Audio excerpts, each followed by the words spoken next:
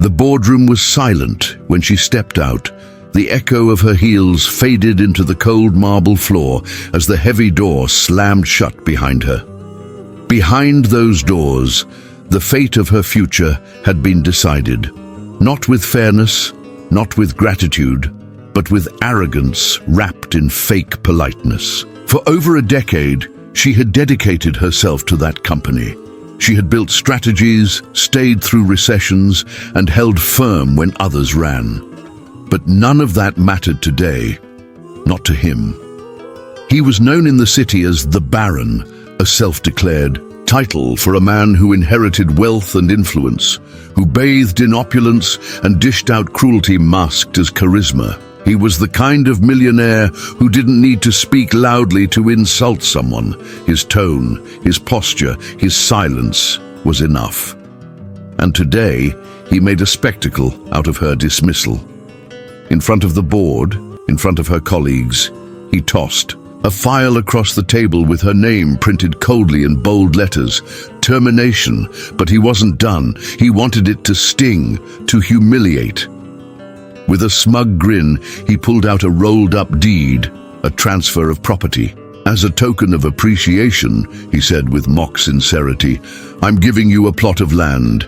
It's something at least for all the loyalty." Laughter echoed.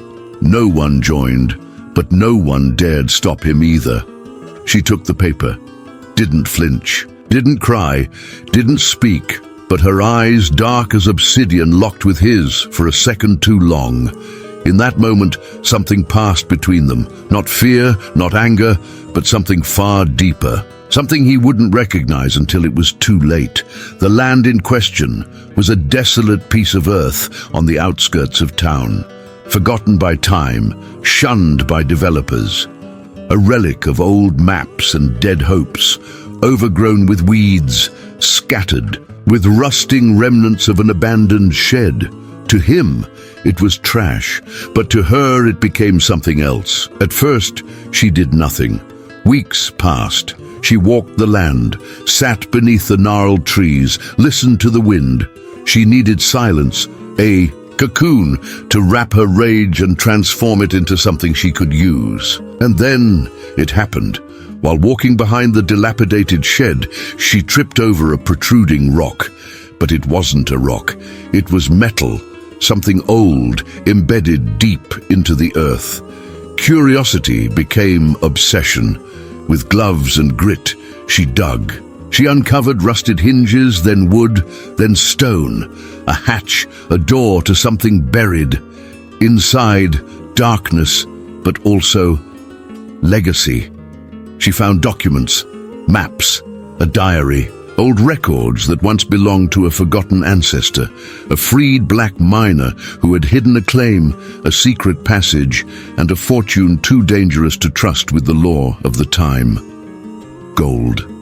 Not myths, not whispers, but actual gold. A vein untapped for generations, lying dormant beneath the feet of every man who had ever spat on that land. The Baron had given her gold. He had tried to mock her, to discard her, and instead, he handed her power. But she didn't react like he would. She didn't boast, didn't buy a mansion, didn't scream her triumph into the world. No, she was patient, calculated. She learned, hired geologists, quietly filed claims, built legal shields, created shell companies. Every step in silence, while he believed she had simply disappeared into shame. 6 months later, he saw her again, not on TV, not in a newspaper, but in a courtroom. She wasn't the help anymore. She was the adversary, and she had come for justice. The Baron sat at the back of the courtroom, his tailored suit impeccable, his expression unreadable, but behind the sharp lines of his jaw and the icy calm, there was something new. Uncertainty.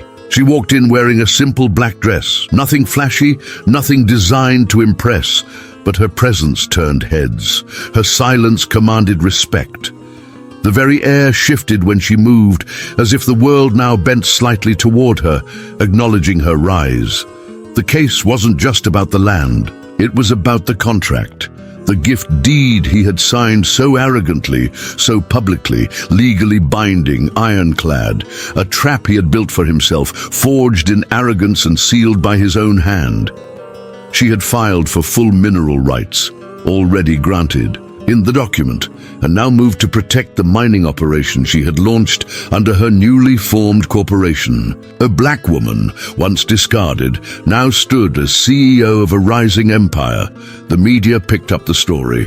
At first they didn't believe it. Then they dug deeper, into her past, into the land's history, into the silent war she had been fighting. What they found ignited a storm.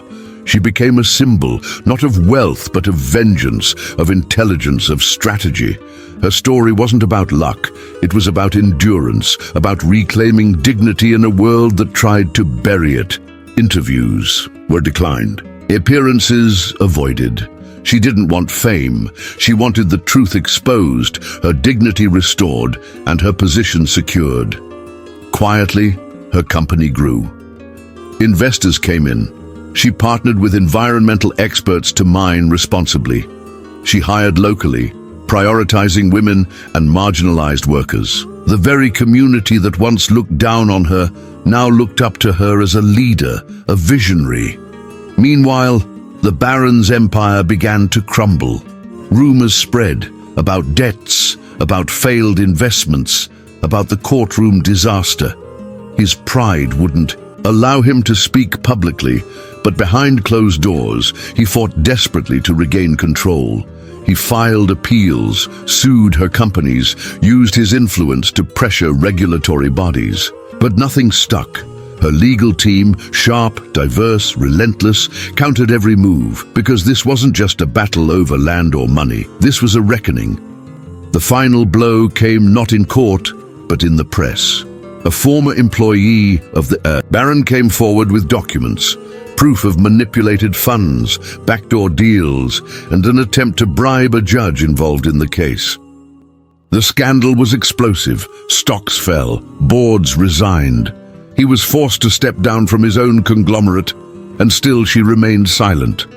The woman who once walked out of his boardroom humiliated now owned one of the fastest-growing private resource companies in the region.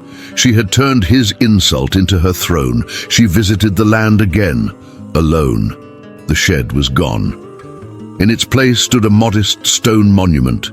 No names, no dates, just a single phrase carved in gold. From earth we rise. She touched the stone, her hand trembling not with emotion, but with memory. Of the pain, of the silence, of the moment she knew that no one, not even a man who called himself Baron, would ever define her worth again. The story of her rise was now legend, but she didn't tell it. She lived it, and it echoed far beyond that courtroom, beyond the headlines. It whispered to every woman who had ever been told she was less, to every worker dismissed with a smirk, to every soul who'd been handed garbage and found gold within it. The Baron's revenge in his eyes may have been sweet, but hers it was silent, strategic, and far more powerful than gold. It was justice. Long before the headlines, before the courtroom battles, before the monument that marked her victory, there were the silent hours. The nights she sat in that crumbling shed with nothing but candlelight and maps, reading every page of the journal left by her ancestor. Those pages, stained with age and sweat, were more than just a guide to gold. They were a blueprint of survival, of resistance, of legacy passed through generations that the world chose to forget. Her great-grandfather, the man who had once worked those very lands under bondage, and later as a free man with no rights, had discovered the gold vein in secrecy. He knew that if word got out, men like the Baron's ancestors would take it. So he recorded everything: the land's fault, lines, the richest deposits, the safest passages, and most of all, the people he trusted with the truth.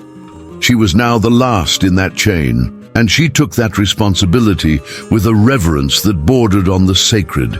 But reverence alone wouldn't protect her from the world she lived in. The first thing she did was silence. No celebration, no announcement, just study.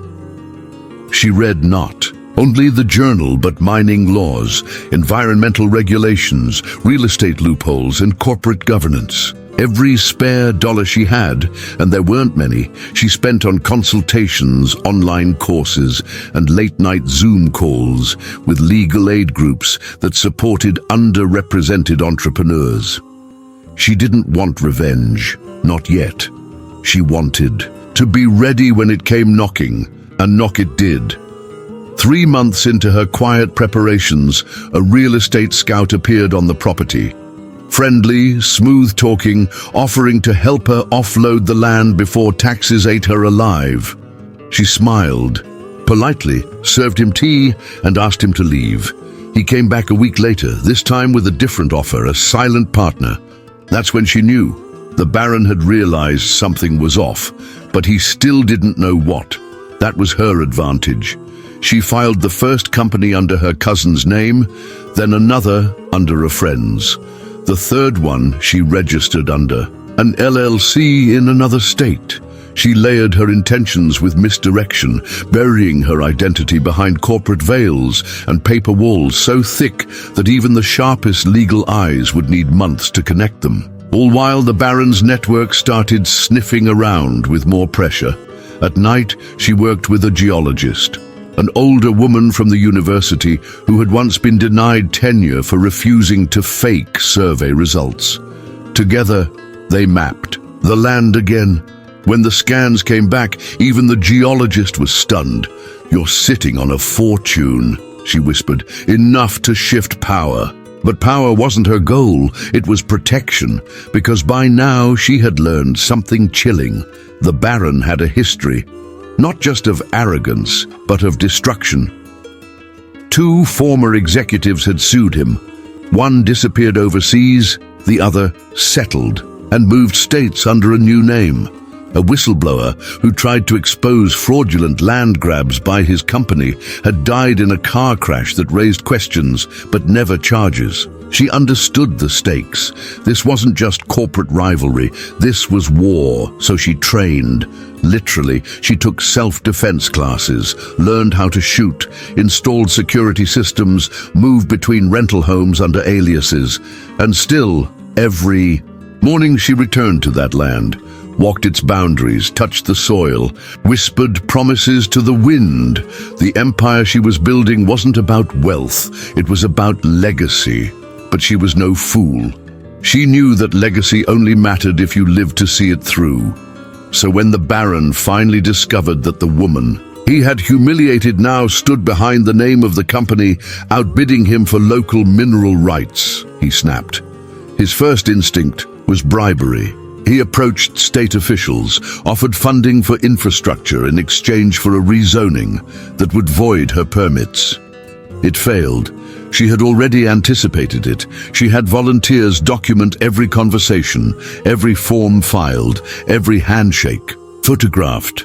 When he sent contractors to intimidate her workers, she filed restraining orders before they even stepped onto her land. When he spread rumors in the media, she calmly released video evidence countering every claim. Her calmness enraged him more than any insult, because she was always 10 steps ahead. This wasn't just about gold, it was chess, and she was already in checkmate position. The turning point came quietly. No press conference, no court ruling, just a document. A small signed, certified document from the Land and Resource Authority, officially transferring full ownership and mineral rights of the surrounding plots to her company. All legal, all public, all irreversible. The Baron lost it. He launched a full-scale media assault. "She tricked me," he claimed. "She manipulated a gift into a corporate coup." But the evidence was against him. Every transaction was documented. Every claim was filed within legal bounds. Every step she took was lawful, which made it so much more unbearable for him, because nothing he could say or do would undo the fact that he gave it all away, voluntarily, out of pride. Still, he wasn't done. He paid off influencers to dig into her past, to find scandals, inconsistencies, even family dirt. But what they found was something worse, an unbreakable network of loyalty around her. Friends, workers, former colleagues who stood by her, protected her, spoke up in her defense. Stories emerged of how she had helped single mothers keep their homes, how she donated quietly to scholarships for black girls in engineering, how she had never asked for praise, only progress. She was no longer just a woman with a mining claim. She was a movement. And the more she rose, the more he fell. Behind closed doors, his investors pulled out. Rumors of an SEC investigation began to swirl. His own board members started resigning, some publicly apologizing for past complicity.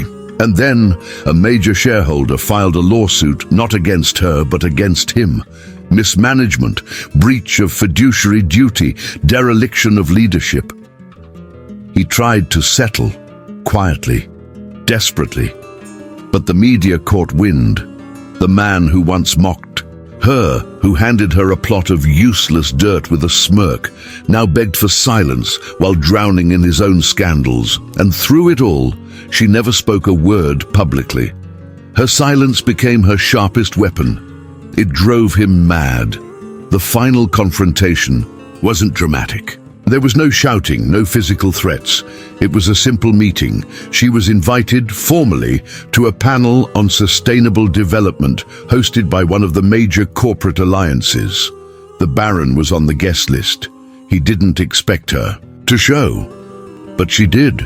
She took the stage, not with anger, not with vengeance, but with vision. She spoke about land, legacy, and leadership. She spoke about how power wasn't inherited. It was built, preserved, and respected. She never said his name. She didn't need to. Everyone knew the story. Everyone knew who had tried to bury her and failed. When the speech ended, the audience rose in ovation. The Baron, he left before it was over. 2 weeks later, he sold his remaining assets at a loss, retired from public life, and vanished. Her empire, meanwhile, flourished, not because of the gold, not even because of the revenge, but because it was founded on something far more precious, dignity and the strategic brilliance of a woman who turned her silence into strength, her humiliation into honor, and her downfall into dominance. The gleam of gold may dazzle, but it is the weight of it, heavy, cold, and unforgiving, that reveals a person's true strength. She learned this not from books, not from her ancestors' journal, but from the endless decisions that came after the discovery. For every ounce of gold beneath her land, there was a choice to be made, and she chose, again and again, to build something more than wealth. She chose power with purpose, but purpose came at a cost. The first few months after the courtroom, victory felt like a whirlwind. Journalists called non-stop. Business consultants, investment bankers, and political strategists flooded her inbox with partnership offers. She declined most, politely, firmly. Her goal was not to become another face for corporate propaganda or a pawn in the game of legacy billionaires trying to polish their public image. She wanted something untouchable. So she began, brick by brick, to create her empire. The mining operation was just the beginning. She formed a parent company, then expanded into logistics, energy, and even education. Her idea was radical: use the profits from gold to fund industries that gold itself couldn't corrupt. Schools, community farms, clean water programs.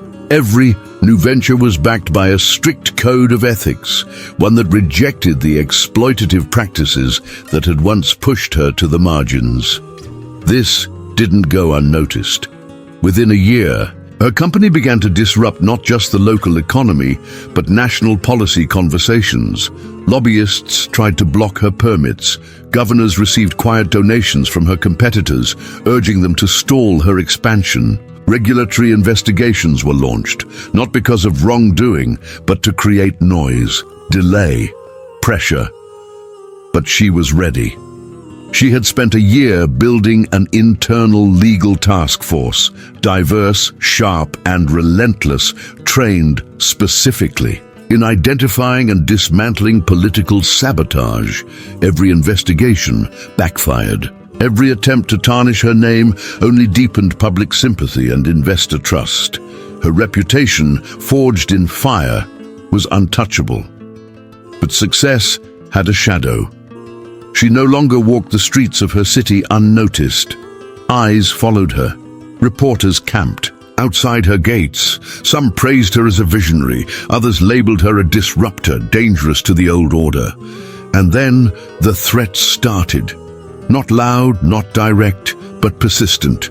Anonymous messages, surveillance drones near her property. Once her security team found a tracker placed under her vehicle, she responded not with fear, but with control. Her compound was redesigned with biometric gates. She hired a private cybersecurity firm to monitor her networks and deployed AI-based surveillance for her facilities. The message was clear: she would not be intimidated. Not again, not ever. Still, at night, in rare moments of solitude, she felt the silence creep in. She had climbed so far, risen so high, but the price had been steep. Friends who once called daily had grown distant. Romantic interests either feared her power or tried to ride its coattails. Her inner circle, though loyal, was small, tightly guarded. The Baron had taught her well, not through mentorship, but through the clarity of his betrayal. She remembered one night, staring out over her estate, the moonlight casting shadows over the manicured grounds. A memory surfaced. Her first paycheck from the Baron's company, how she had framed it proudly. Back then, she thought loyalty would be rewarded. That excellence would protect her. Now she knew better. Power wasn't about being protected, it was about becoming the storm others feared to face. But even storms have to navigate. One of the most difficult decisions she faced came when a major environmental watchdog group accused her of harming local ecosystems. Though the claim was unfounded and driven by a competing interest group, it gained traction. Protesters arrived at her mining site. Media coverage grew hostile. Investors panicked. Instead of hiding, she invited the watchdogs in. She gave them full access. Every record, every sensor, every water test. The risk was immense, but transparency was her shield. Within a month, the watchdog released a statement. Her operation was the cleanest, most sustainable they had ever inspected. The protesters left, the media turned, and her company's valuations soared. But for her, it was never about the valuation. It was about the message. I will not run. I will not hide. I will face you, fully visible, because I have nothing to fear. That message, more than any campaign, built her brand into legend. By the second year, she was invited to speak at international summits. Countries with failing economies asked for her guidance. Young black entrepreneurs called her their North Star. Her image, once buried under humiliation, now stood as a global icon. Still, the weight remained, because with every empire there comes a choice: expand endlessly and risk implosion, or consolidate and preserve.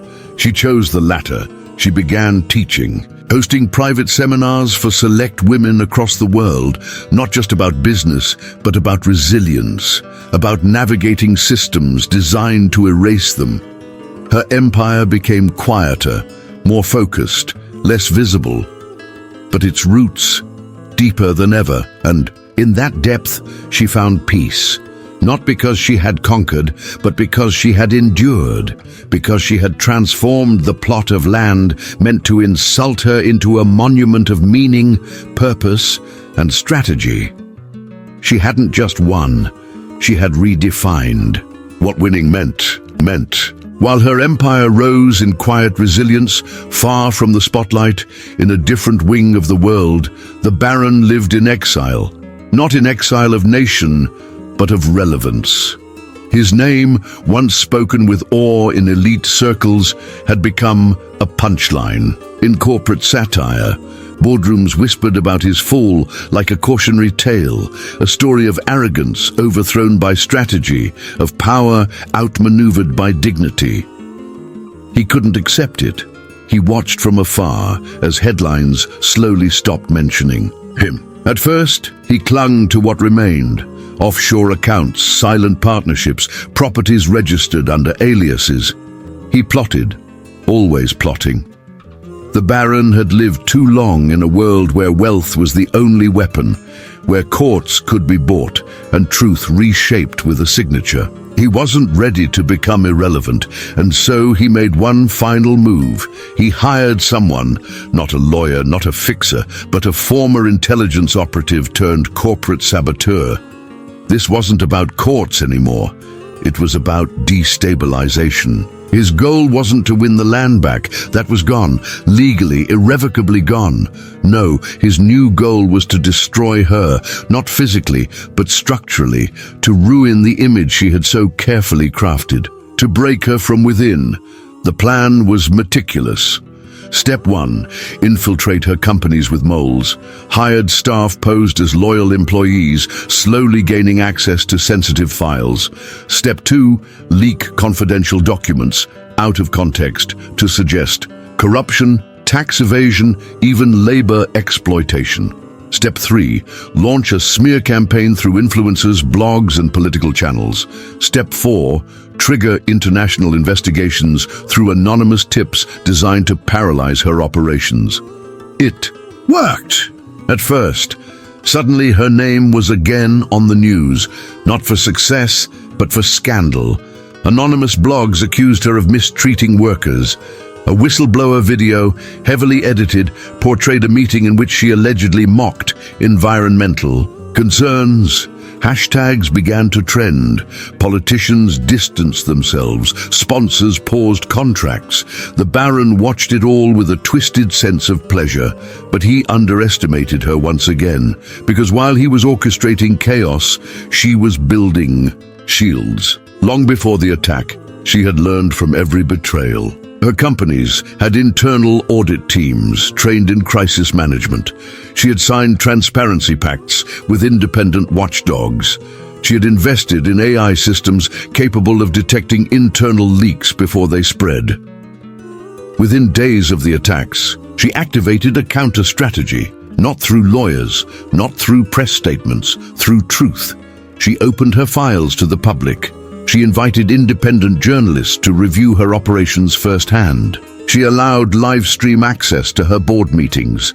She didn't try to control the narrative. She let the truth speak louder than any accusation. One by one, the lies crumbled. The whistleblower video, debunked by raw footage. The labor abuse claim, refuted by on-site interviews. The tax evasion charge, dismissed after voluntary audit review. And then the real twist. She traced the digital fingerprints of the anonymous campaign. It led back to a shell company. That shell company led to another, and another, until, finally, it led to a name. Not the Baron's. He was too careful, but to the operative he had hired. Her cybersecurity team gathered everything: emails, logs, financial transfers, enough to build a case. But she didn't go public with it. Not yet. She waited until the operative, thinking himself untouchable, approached one of her board members for a new job. That's when she struck. She arranged a private meeting, just her and him. Cameras off, no recordings, just presence.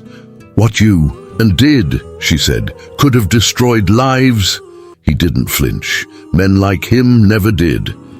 But she leaned in, whispered something only he heard, and when the meeting ended, he walked away, pale, silent, shaken. 3 days later, she received an encrypted email. Inside, a full confession, screenshots, audio, names, and at the top of the list, buried in a hidden folder, the Baron. She now had everything. She could destroy him, legally, publicly, permanently. But she didn't. because some victories are louder when they're silent. Instead, she used the information differently. Quiet meetings with financial regulators, discreet calls to international law enforcement, strategic conversations with former partners of the Baron, now turned enemies. She created a net, not to humiliate him, but to make sure he could never rise again. And then she let it all go. The files, the threat, the vengeance, because she understood something he never did. The real power isn't in destruction, it's in restraint. It's in knowing you could end someone and choosing not to. It's in walking away while they drown in the hole they dug for you. In time, the Baron disappeared completely. No one knows where he went. Some say he fled to Europe. Others believe he lives under another name in a coastal town, surrounded by the ghosts of who he used to be. But she never spoke of him again, not in interviews, not in speeches, not even in private. He had become irrelevant. And that, in the end, was the sharpest revenge of all. Long after the dust had settled, after the courts were silenced and the headlines faded into yesterday's memory, she stood alone in the center of a glass-encased observatory built at the highest point of her estate. From this vantage, she could see the entire stretch of land that once bore the weight of her humiliation, and now held the roots of her empire.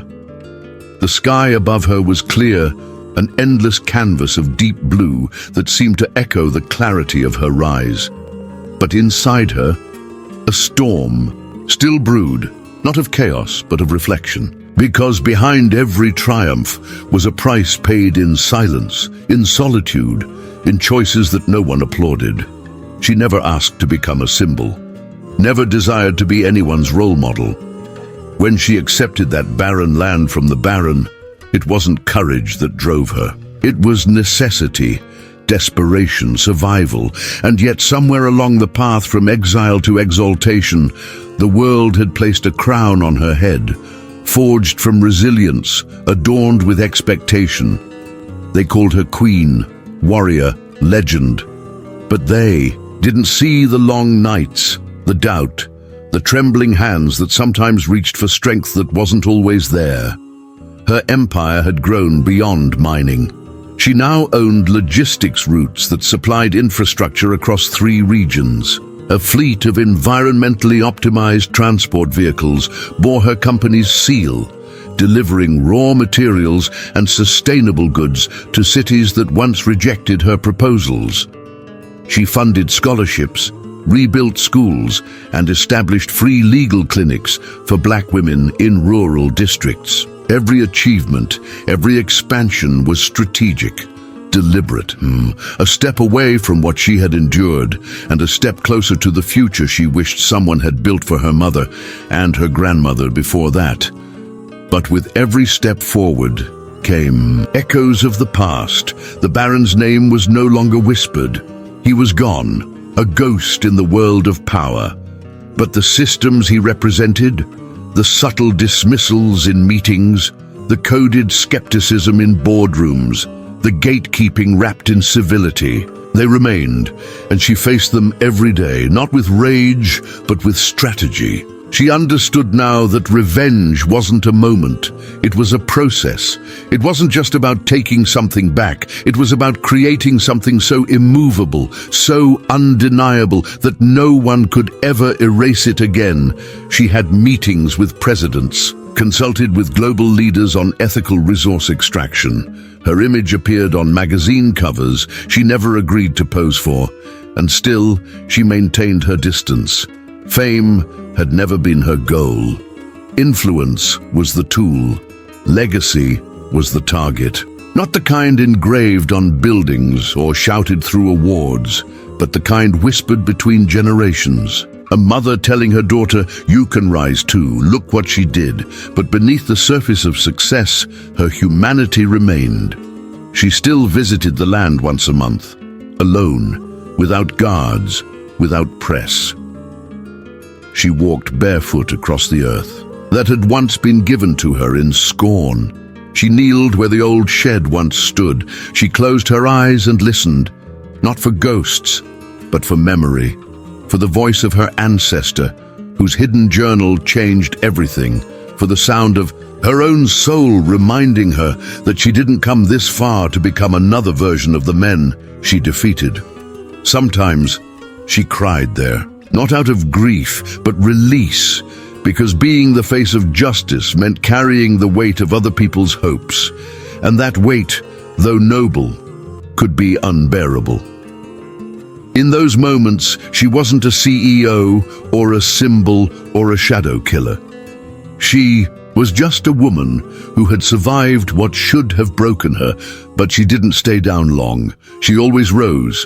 She built a private foundation, not under her name, that funded silent initiatives for women trapped in exploitative labor contracts. Her lawyers worked pro bono in countries where corruption still choked justice. She invested in storytellers, filmmakers, educators to preserve the oral histories of black women across continents who had endured, resisted, and rebuilt.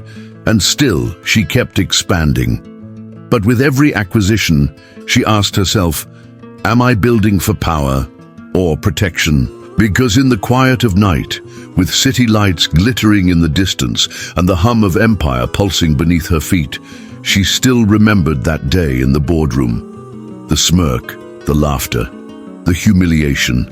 It never left her. Not because she was bitter, but because it was the spark, the wound that became wisdom. She had turned mockery into monument, cruelty into currency, dismissal into dynasty. And not once did she forget who she was before all of this. The woman no one saw, the voice no one heard. That woman, fragile and raw, still lived within her, still guided her hand when signing billion-dollar contracts, still whispered, don't forget, when the world tried to praise her too much, because she knew this wasn't the end. Empires, after all, were not destinations, they were responsibilities, and hers had only just begun. Her name had become more than a story. It had become a symbol, a point of reference in classrooms, a topic in international business summits, a case study in every university that dared teach power, race, and economics through real-world transformation.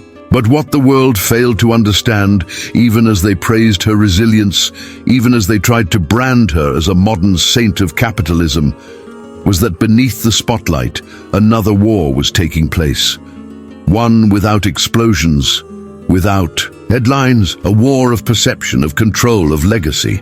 She had won the land, she had won the courtroom, she had even won the silent war with the Baron. But now, she was in the arena where empires don't just rise or fall, they are judged by history, judged by narrative, judged by the world, watching, waiting, hoping to find a crack in the armor of a woman who had, against all odds, built herself into something unshakable. And she could feel their eyes. Every speech she gave was dissected, every public appearance parsed for weakness, contradiction, hypocrisy. There were those who applauded her rise, but not because they admired her. They simply wanted to use her as proof that the system worked, as if one black woman's triumph erased the centuries of oppression before her. She refused to be their exception. She refused to let her story be weaponized as a bandage over injustice. So she chose her words carefully. At international forums, when asked how she succeeded, she didn't recite business platitudes. She spoke about silence, about being invisible in rooms full of men who took credit for her ideas, about the betrayal of mentors, about the cruelty of being gifted land not as reward, but as ridicule. And she watched the room grow quiet because they had never heard truth. Spoken like that from someone so powerful, that truth made her dangerous. It made her untouchable, but it also made her a target. Soon, new narratives emerged. Opinion pieces asking if she was too radical. Interviews with former employees who subtly questioned her leadership style. Social media campaigns disguised as concerned. Dialogue about the influence of powerful women of color in traditionally white industries. She saw through it all. She had seen these tactics before, used against her ancestors, her community, her colleagues. Soft smears, death by 1,000. Insinuations. The art of making a giant seem unstable simply by whispering doubts over and over. So she fought back, not with denial, not with outrage, but with transparency. She opened her board meetings to independent observers. She released quarterly reports. With full disclosure, she invited her harshest critics to tour her operations unfiltered. She gave them nothing to twist, no secrecy, no mystery, no space for their imagination to poison her image. And when asked why she allowed such access, she simply said, "Because truth isn't afraid of the light." But transparency wasn't enough. She needed narrative power, so she built a media division, not to protect herself, but to empower others. A digital storytelling company focused solely on elevating the stories of underrepresented voices. Young black directors, indigenous writers, female producers from forgotten villages, all given budgets, freedom, and global platforms. She shifted the lens. She stopped being the story, she became the storyteller, and that shift changed everything. Suddenly, it wasn't just her name being spoken. It was a movement, a surge of narratives emerging from the margins, no longer waiting for permission to exist. Films about miners whose families were erased by colonial contracts, documentaries about women who led revolutions no one documented, animated shorts based on the journal of her ancestor, the man who buried the truth that gave birth to her empire. It wasn't charity, it was strategy, because stories are power, and now she controlled them. Her empire, once rooted in gold, now expanded through narrative. She was no longer just a businesswoman, she was culture, and culture lasts longer than capital. But even as she expanded, she never forgot the trap of the spotlight. She knew how easily praise could become poison, so she stayed grounded. Every month, she met with young women entering the business world, not in luxury hotels, but in community halls, co-working spaces, even under street lamps in underserved towns. She spoke plainly, answered their questions, shared her mistakes. She taught them how to read contracts, how to spot manipulation, how to walk away from opportunities wrapped in flattery but lined with chains. She was building an army, not of soldiers, but of thinkers, leaders, dreamers who refused to beg for seats at tables not built for them.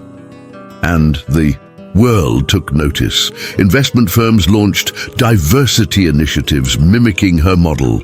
Governments requested her counsel on economic equity. Even former adversaries began quoting her words in their speeches, pretending they had always admired her. But she remembered. She remembered who stood by her in silence and who only found their voice when it became profitable.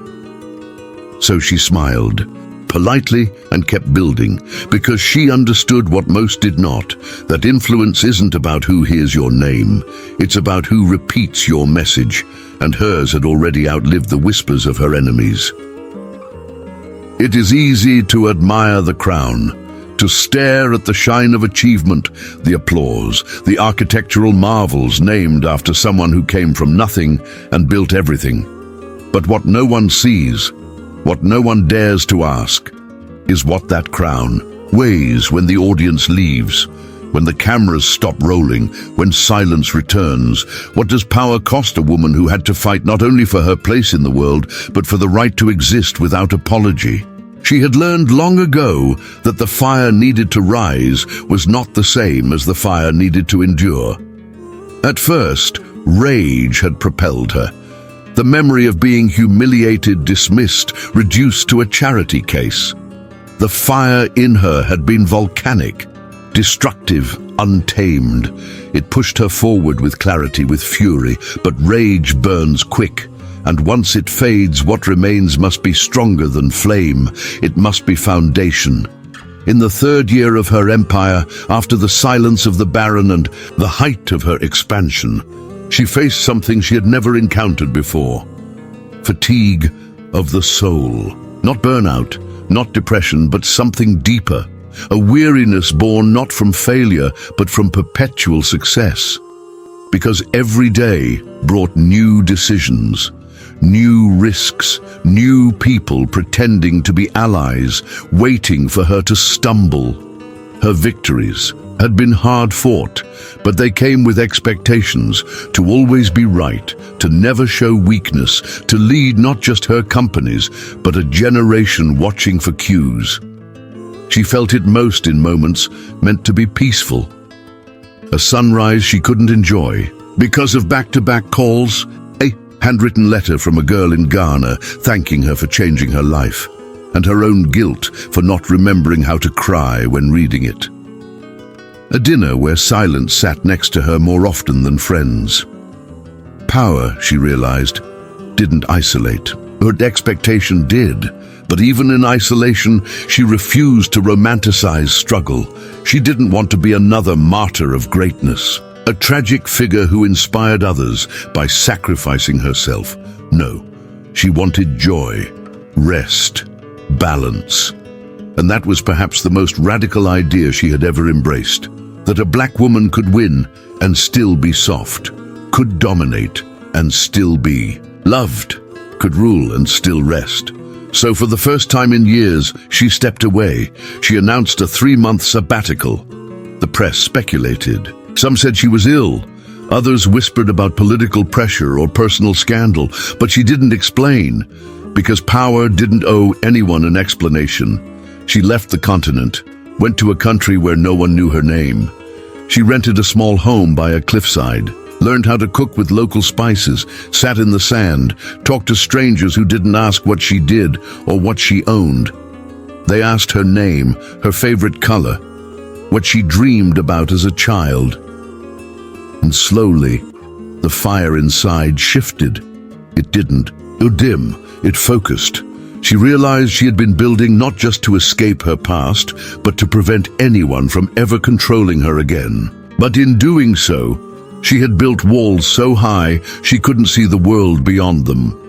Now, with ocean winds and nameless faces, she felt something return, not innocence, but intention, not fragility, but feeling. She began to write, not reports, not plans, but thoughts, truths, memories she had buried beneath layers of strategy.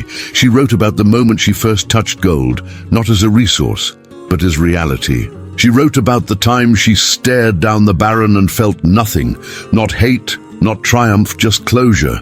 And she wrote about fear, the fear that one day her empire would become what she had fought against, that in scaling her power, she might one day become the very force that once tried to silence her.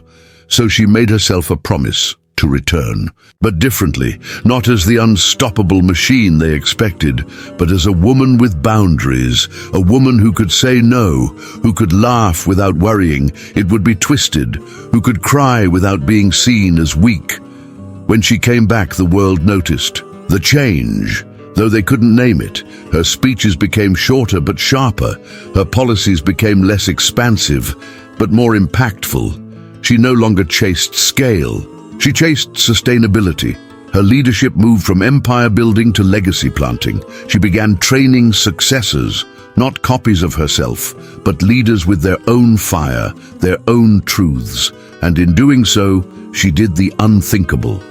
She made herself replaceable, not because she was fading, but because true power doesn't cling, it creates, it prepares the next to rise. And that, perhaps, was her greatest victory. Not the court case, not the wealth, not the silence of her enemies, but the fact that, if she vanished tomorrow, her vision would live on. In minds she had sharpened, in systems she had built, in dreams she had protected. The fire in her had changed, no longer wild, now eternal. There are stories that live in headlines, bursts of glory, conflict, scandal, redemption. And then there are stories that slip beneath the skin of a culture, altering the rhythm of its heart. Stories not told in words, but in the silence that follows them. Her story had become one of these, not because of the gold or the court battles or even the empire, but because of what she represented, the living contradiction to every lie society had ever told about women like her. Black, dismissed, exiled, in plain sight, and yet she rose, not just once, but continuously, redefining what power could look like when wrapped in dignity instead of ego. And now, at the edge of everything she had built, she stood once more at a threshold. Not one marked by borders or business ventures, but by the realization that her presence had already begun to outlive her participation. She had become mythology, but she didn't vanish into legend. She stayed, visible, vulnerable. And that decision changed everything. A decade had passed since the land was placed in her hands like an insult. 10 years since she was laughed out of a boardroom, only to return as the architect of one of the most equitable private networks in modern history. In that time, she had birthed companies, movements and minds that now moved independently of her. She had designed an ecosystem that no longer required her constant control, and so she began to give pieces of it away, not sell, not delegate, give. She transferred ownership of key community programs to local leadership. She installed shared governance in her mining division. She handed full control of her media entity to a council of young women from backgrounds even harsher than hers. She restructured her foundation so that it could never be shut down, never be redirected, even if one day her name faded from memory. Legacy, she understood, was not about being remembered. It was about making memory irrelevant. Let the world forget her, so long as it remembered the system she built, the laws she helped change, the young minds she lifted. She was now a mirror, and every person who looked into her saw a version of themselves they didn't believe could exist. She received an invitation to a summit in Geneva, an honorary seat alongside Nobel laureates, former heads of state, and billionaire founders. It was the kind of stage people dreamed of, the kind she had once been denied simply because of how she looked, how she spoke, how she refused to shrink. She didn't attend. Instead, she sent a letter. It read, "I decline not out of protest, but out of purpose. My absence will speak louder than any presence. Give my seat to someone the world isn't ready to listen to, because that's who needs it most." That letter went viral, but she didn't comment. She no longer chased the echo of applause. She lived in the silence that came after it, where real change happened. She turned her attention to land once more. Not for gold, for soil. She launched an agricultural program rooted in ancestral farming techniques, integrating modern science with traditional knowledge, reviving lost practices, and restoring ecosystems scarred by centuries of industrial greed. She called it Back to the Root, not a company, a movement. She personally oversaw its first project, a barren valley once stripped for profit, now replanted, rewatered, reborn. And when it bloomed and the first harvest was shared freely with local families, she didn't attend the ceremony. She watched from a hill, away from cameras. Tears marked her cheeks, not because of sadness, but because the cycle had turned, the land had given again. Not gold this time, but life. And that, to her, was worth more than any empire. On her final public appearance before stepping back entirely, she stood in front of a crowd of students. No stage, no lights, just her voice and theirs. She spoke not about her accomplishments, but about failure. About the nights she almost gave up, the moments she doubted she was enough, the people who betrayed her, and the parts of herself she had to bury just to survive. And then she paused, looked out into the crowd and asked, "What would you build if you believed no one could stop you?" Silence, then tears, then a roar. Because in that moment they didn't see a woman who had built an empire, they saw someone who had survived every attempt to erase her and had the audacity to keep dreaming anyway. She walked off that stage and disappeared. From public life, not into seclusion, but into purpose. She traveled, taught, healed, planted, listened, and in her absence, the world kept echoing her story, not always with her name, but always with her fire. And maybe that's what immortality looks like, not statues, not memoirs, but seeds planted in the hearts of those who dare to rise.